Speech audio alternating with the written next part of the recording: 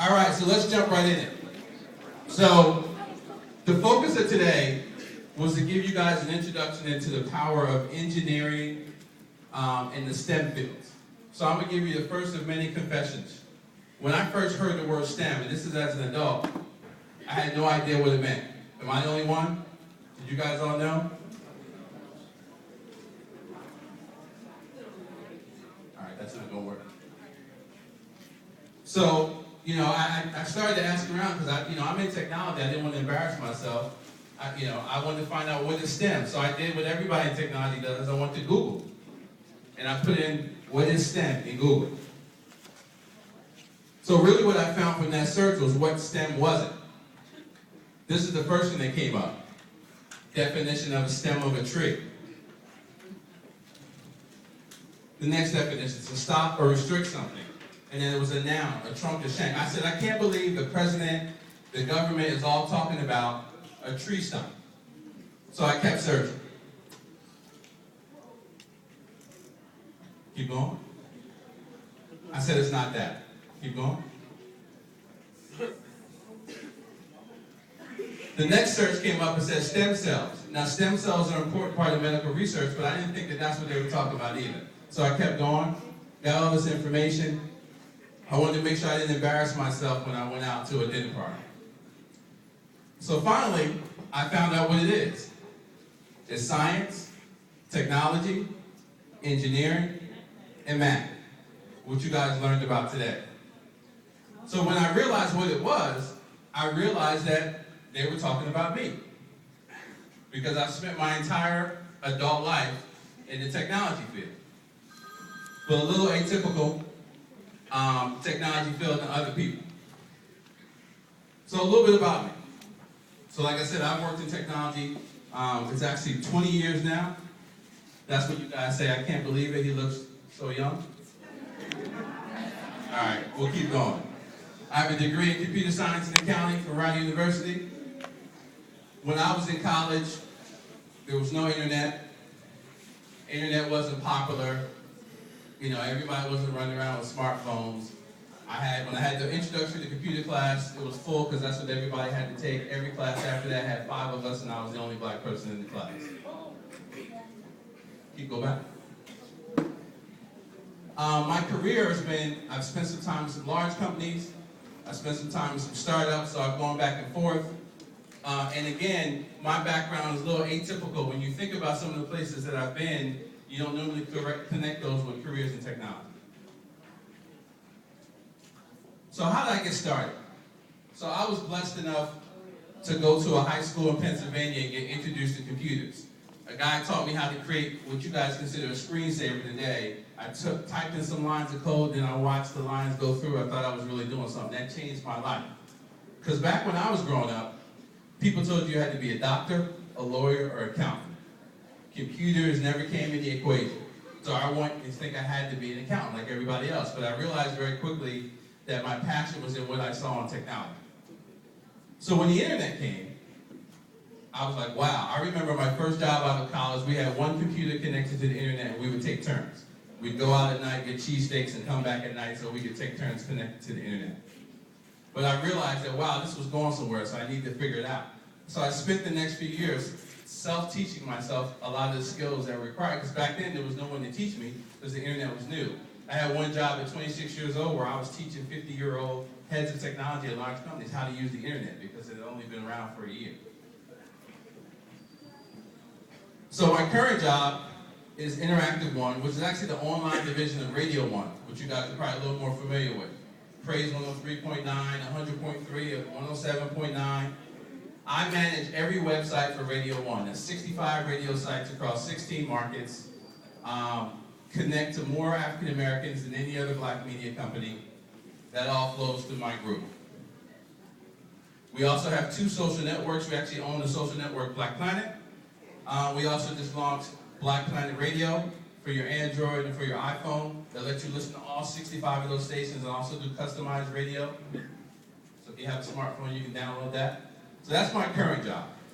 Like I said, when you think Radio One, you wouldn't think computers, laptops, smartphones. But I run technology for Radio One. My other position was I was at a company called BT. Anybody ever heard of BT? So I built BT.com. In 2000, I launched BT.com. When I got to BT, BT.com was an idea. When I left BT, we served close to 7 million minorities a month. We were the largest African-American content site on the internet. I co-produced, I have production credit in 5 BET Awards. Oh, now you want to pay attention. I helped them launch the first live stream at the BET Awards, red carpet live stream, back in 2003. And helped them launch their mobile division. Vanna Black. So I've also spent some time as an entrepreneur. I partnered with Russell Simmons, and I was a co-founder of a site called globalgrind.com. I went to Russell with the idea. He was interested. We co-founded it. I went out and raised the money for the company from the exact same guy who invested in Facebook, this guy, Jim Breyer. Through that, working with Russell, got to understand what that meant to be an entrepreneur. Did some great things with him. One of the things that actually appeared on 2 episodes of Runtimes. And see, this is usually where there's somebody in the room. Usually they're in the back because they don't have the courage to be in the front to say it. It's like, I don't believe it. So I got to click on that video.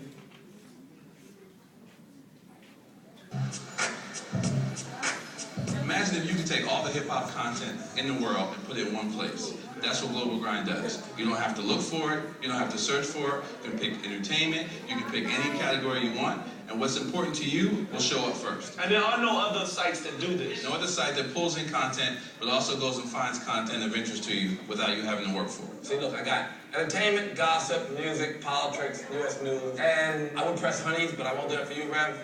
What do I need with that? A lot of men want honeys. Look what you have here. So where do me and Solomon fit in with all this? So I heard you in an interview once. You said, I rapped and Russell made the money. I didn't say made the money. You said made the money. So it's just kind of out there that perhaps you made all the money. So you ask me why am I showing? So,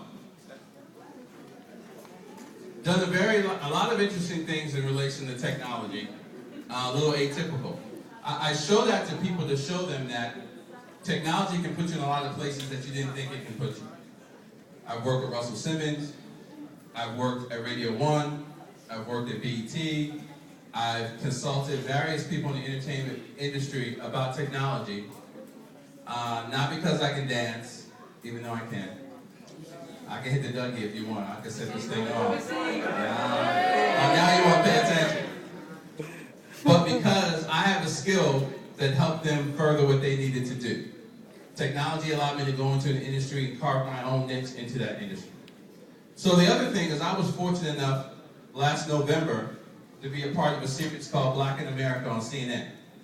I was mentoring a program where we took 8 African American entrepreneurs to California, to Silicon Valley, so that they could go to Facebook, that they could go to Twitter, they could understand what it meant to launch a startup company, so that we could get more people who look like us creating companies. And since then, I've been speaking around the country, trying to get more of us into entrepreneurship and understanding the opportunities. So in essence, technology has taken me everywhere. I've met every celebrity you could think of. I've been in business with multitudes of people in various worlds, all because of technology. But as great as this is, and I'm blessed for it, I really don't want to focus on where I've been. I want to focus on where I've come from. So I'm born and raised Trenton, New Jersey. That's actually the house where I grew up. Mother was working for the state. Father was addicted to gambling. When I walked out of that door, ashy. If you guys don't know, somebody might not know what ashy is. That's when you don't put enough lotion on and your skin cracks. I was ashy. When I walked out of that door, ashy, if someone would have stopped me in the street and said, hey, you're going to do all the things that I just showed you, I wouldn't have believed it. But I show you guys this to show you that no one can limit you in terms of what you're capable of doing. No one can limit you in terms of the doors you can break down, the things you can access. Because at the end of the day, I know where I'm from. Everyone who meets me today only knows where I've been. And I need you guys to connect with that. Go ahead. So what do we want to talk about today? We want to talk about something I call closing the divide. Because I believe there is a divide across multiple levels. I believe all of us who come from the inner city recognize that we feel like we don't have as much as other people. That we don't have access to the same amount of things that other people do. We watch people be successful. We watch people and we think it's a world away. The thing I've kind of focused my life around doing is closing that divide. The first divide is closing what I call the perspective divide. So, to me, this is the perspective that the mainstream world has, right? This is the perspective the guy who runs Google has. This is the perspective that people who own smartphones and are connected to the internet and understand everything that the internet has. They basically know that any problem they need to solve, any opportunity they have is available in front of them. They just have to go get it. I think the challenge is that our perspective looks like this. And the challenge with that is a lot of us only see what's directly in front of us, right? I bet you there's a lot of people in this room that want to be entertainers. And there's nothing wrong with being an entertainer, but I firmly believe you want to be that because that's the only image you've ever seen that shows us prosperity, has prosperity. I can tell you the guy that invested in Facebook, that invested in my company, I've met rappers who buy time on planes. He owned 2. So when you think about the options and what you can do, and he did it without having to tour the country, sell records, do concerts. But the challenge we have is because you guys don't have the opportunity, similar to I didn't, to be exposed to those things, a lot of times, that opportunities are really to the left or right of you. And because you're only focused on what you can see, you don't take advantage of those opportunities. But we're going to change that today. Everybody with me? So why should you care? You guys had free lunch today, been hanging out, going to school. Why should you care? You should care because there's another divide that we need to close. The opportunity divide. There's more opportunity for you today than there's ever been for anybody in the history of the world. I'm envious. Like if I had the opportunity that you guys have right now, I'd be balling, straight up. Because you guys can literally do anything you want to do. And the people who are around you, whether it's your peers, whether it's people in your community who want to hold you back from that, those are the people who, when you go in 10 and 20 years, are going to be the exact same place. You don't want to be where they are. You want to take advantage of those opportunities. So it's important because right now, let's be honest, we're losing. Unemployment for minorities is exponentially higher than any other demographic group. The red is white America. It's around 8%. The green, Hispanic, Latino. It's around 11-12%. The blue, African American, 15.8% unemployment. Now contrast that with the fact that in Silicon Valley, there's 0 unemployment. That's right, tell them.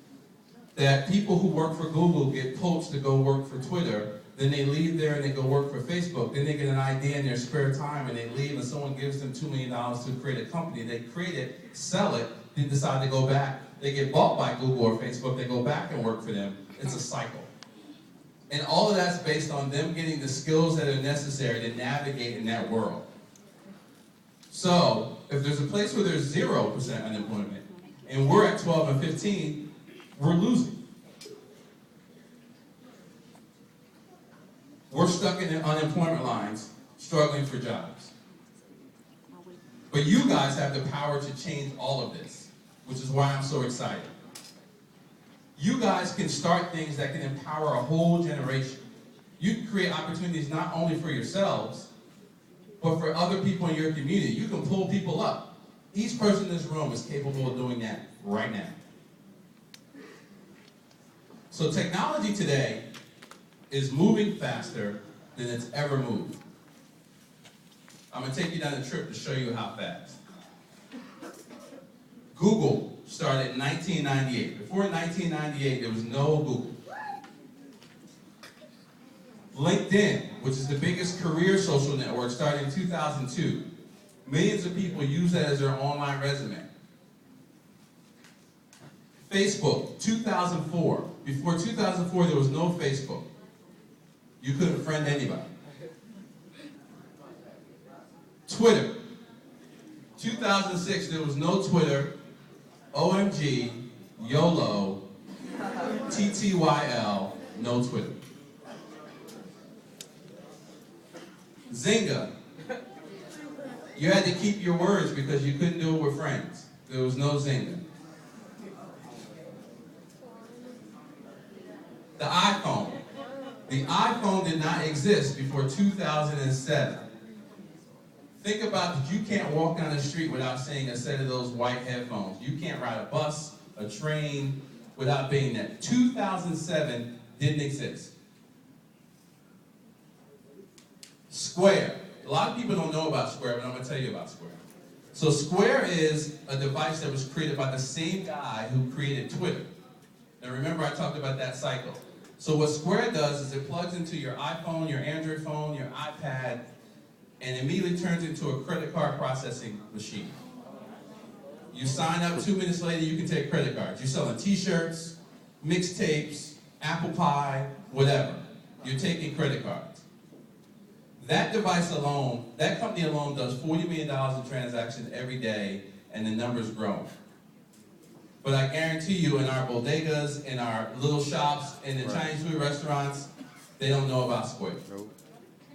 And most of them are the ones that challenge that don't take credit cards. You're tired of having to make sure you have $10 to go get a cheesesteak because they don't have to take credit cards.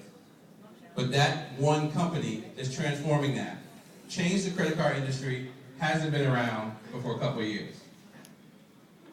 Angry Birds, 2010.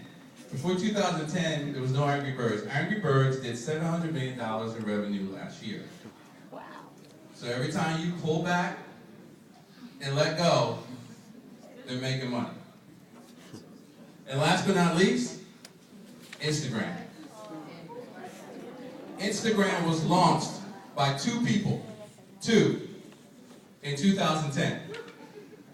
In 2012, it was purchased by Facebook for $1 billion. Divide $1 billion by 2. Good job. So that's to show you, and look at this for a second. That shows you how much faster this process is happening. There's hundreds of companies launching right now that in 6 months you're going to know about, in 2 months you're going to know about. There's an opportunity to game change industries that people haven't thought about. These are just the ones you know. There's thousands that are changing education, that are changing how you process medical information, that are changing how you shop, that are happening every day. So let's talk about perception. The other part of the perception, let's be honest, that all of that's happening, and there's a large portion of the world that thinks you guys can't do it. Black people, okay, they use technology. They got a Facebook account. That Hispanic person has a Twitter account. But they can't be involved. They can't build it. They can't. The other challenge is that technology is widening the education gap every day. Where some schools have access to iPads and laptops, and other schools don't even have a computer in the building.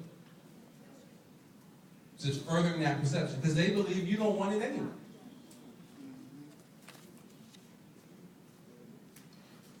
Here's an image. This image showed up in a New York Times article about the use of technology in schools. I don't know about you, but she looks really confused. But think about it. This was the New York Times, one of the most widely read newspapers in the world. That there's people in the world who don't come in contact with minorities. So they think of their connection to technology and minorities is this space. I don't believe things happen by mistake. Go ahead. So this picture was in the same article. Shows them using an interactive board in class, soaking up the technology, learning from it. We're absent from the photo.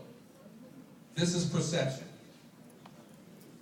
It's the importance of why, if more of you don't get into this industry and change that perception, that's the perception we're going to have.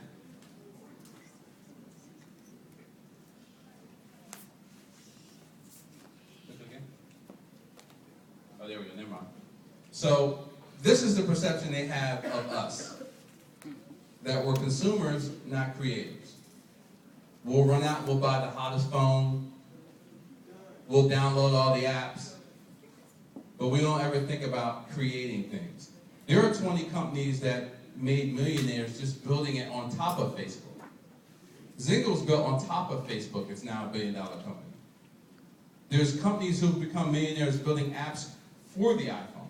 They didn't have to build the iPhone, they just built an app for it. But this is what they believe about us. Go ahead. Again, perspective. They believe we look straight ahead, we don't take advantage of the opportunities that are right beside us. Okay. So again, you might still say, why should I care? You need to care because we got to close this divide. We got to close the divide of economic and educational parity. I want you guys to be on the same level as everybody else. I want you guys to have the same opportunities to make money as everybody else. I want you guys to have the same opportunities to learn as everybody else. But like everything else we've ever done, no one's ever going to give it to us. We got to take it. So, there was an article in a magazine called Fast Company that was called The Apprentices. So it was about 5 kids who, in their spare time, decided to build iPhone apps. The other thing about these kids were that each of their apps netted them a minimum of $60,000 a year. So when they asked them about it, one kid said, yeah, it was just fun to try. The other kid said, yeah, I couldn't believe people started buying my app. It was cool. But let's notice a couple things. One is, what's unique about that picture? No black people. None of them look like you. But let's think about the economics for a second again, right? The lowest amount any of these kids made from their apps. That means, hey, I'm here right now. Someone's buying my app. I'm at the movies. Someone's buying my app. $60,000 a year. Let me set a scenario for you. You want to go see, what's the Hollywood movie out? Huh? No, we're not going to go scary. Resident Evil. You want to see Resident Evil. You're like, Mom, can I have $15 to go see Resident Evil? She's like, no, I'm not giving you $15. You're like, but Mom, I made $60,000 last year on my iPhone app. I don't need your $15. But the reality is, think about it. If you built an app that made $60,000, you could help your entire family. Because once you build one, you're going to build another, you're going to start doing more, you could change it. You could start a company right here today and launch it. There are kids your age. These kids' age range from 13 to 18.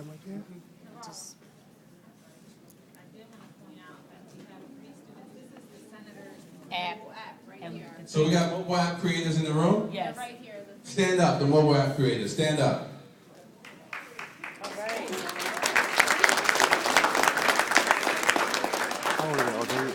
So, Yeah, they go to Carver, I think. Yeah. I don't know about you, ladies. When you're thinking about future opportunities, you might want to get the phone numbers of the guys who can build iPhone apps at the age of 13. I'm just saying. Congratulations, guys. So, why is this really important? Why is this really important, right? Think about all the things you've ever wanted to do and people have held you back from. that people have told you you weren't old enough to do, you weren't smart enough to do, you didn't come from the right place to do. The beauty with technology is they can't hold you back. No one can stop you. Even if you don't have a computer, you can go use the computer in the library. No one can stop you from gaining the knowledge. No one can stop you from applying the knowledge. No one can stop you from starting a company right now. If I was these guys, I would sit down and say, okay, what is something I need to, what's the itch I need to scratch? What is something I need to, a problem that nags me? And I'd figure out how to solve it with technology. That's what internet startups do every day. That's power. It's power. I'll share a real life story for you. My second job out of college, I was heading to work, driving through a town in North Jersey. I had gotten a flat the night before, so I was riding a donut. A cop pulled me over. And you know, I was scared to death. So he was like, look, I want to search your car. I need you to sign this paper so I can search your car. So I'm like, oh, okay, I'll sign it. I was there for an hour and a half while he emptied out my car on the side of the road. So really what I was afraid of is I was late for my new job. So I ran in, sweaty, like, look, I'm really sorry, this cop stopped me, I didn't really do anything wrong, but he wanted to search me, etc. My boss, at that time, was like, do you want me to call him? Do you want me to do that and the other? He said a statement to me that changed my life. He said, look, let me be honest with you. He said, I'm sorry that happened to you and things happen, but I'm going to be honest with you. You're my most productive web developer. You could be green, and I'm going to help you. Because you put more in my bottom line than anybody else here. So what did I get from that statement? That greed surpasses racism in a lot of places, so I was going to use that to my advantage for the rest of my life. And the other difference is, technology is not subjective. Either it works and people like it, or it doesn't work and people don't. So someone can't come tell you, hey, I don't think people are going to dig that. I'm like, what are you talking about? I got 200,000 people who come to that site every day. The argument's over. It's power, people. That's real power. Yeah. So the other thing is places you can work. So these are actual photos from inside the Google HQ in New York City. This guy's sliding with his laptop to a meeting. These two are happily sitting on bouncy balls, writing the next version of Gmail. Great example, Google HQ. 5 cafeterias that are open 24 hours a day from Monday to Friday. Free dry cleaning. $5 an hour masseuse that you can set appointments for. Free phones. And you're making over $100,000 a year. The Google in California gets free oil changes, free haircuts, has 7 gyms, has 20 cafeterias that are open 24 hours a day. So basically that means you get a full-time job, never have to buy food, and make $100,000 a year. Wow. All just by learning and knowing technology. I don't know about you, it's pretty simple to me. Go ahead. And why am I excited for you? Because the barriers are so low today. No one's stopping you from learning these skills right now. There's a company called Code Academy that launched a program called Code Year. You give them your email, they send you lessons every week in your email to teach you, and by the end of the year, you'll know HTML, JavaScript, basically the backbone of the internet to build web pages for free. Another true story. So I write blogs a lot. And I wrote a blog saying, you know what, the iPhone is out, apps are crazy, let's see what it takes to build an iPhone app. So I did my research, I did my Google search like I do. I found out that iTunes offers a free class, video class from Stanford University, taught by somebody from Apple, the same class that people who pay Stanford tuition, if you want to know what Stanford tuition is, look it up, it's not cheap, to build iPhone apps that you could download for free on iTunes and watch. I'm like, okay, wow, the lessons, everything. Then I said, okay, let me go to the library. Even in the library in the inner city, I found 3 or 4 books on how to build iPhone apps. Then I said, okay, I got all this. What's it going to take to make my app live? I build it, etc. I went online and realized it costs $99 to become an Apple developer, to sign up for their developer program, and then you can launch apps. So juxtapose that with starting a restaurant, a laundromat, no comparison. It's like the cost shoot, I can't even get the new LeBrons for $99. But I could start building apps and create economic opportunity for me, my family, create a company and employ other people. I could change the game. Pretty powerful. So what can we do? So one of the things I'm doing is I've launched an initiative called the Close the Divide Project. This is actually the sign-up form at closethedivide4.me. My goal has been to connect with 10,000 people to make them understand the opportunities that are involved with technology. This is 200 more, so I'm continuing to add to that tally. To recognize that you guys have the opportunity to do whatever you want to do. And again, let's preface that, right? Everybody in here doesn't necessarily have to be an engineer, a web developer. I'm just saying, understand the landscape. Understand that almost everything you want to do, you guys come to me and say, I'm passionate about X, passionate about Y. I'm like MacGyver, as long as I got